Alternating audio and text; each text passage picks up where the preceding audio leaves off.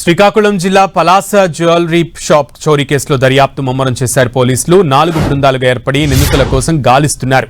Cell phone signal, CC footage ఆధారంగా దర్యాప్తు కొనసాగిస్తున్నారు.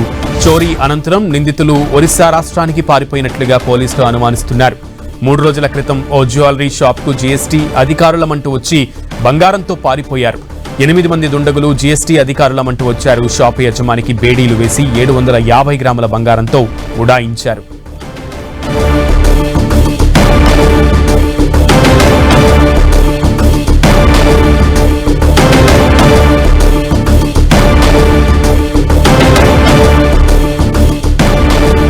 మూడు రోజుల క్రితం పలాస జ్యువెలరీ షాప్ లో భారీ దొంగతనానికి పాల్పడ్డారు.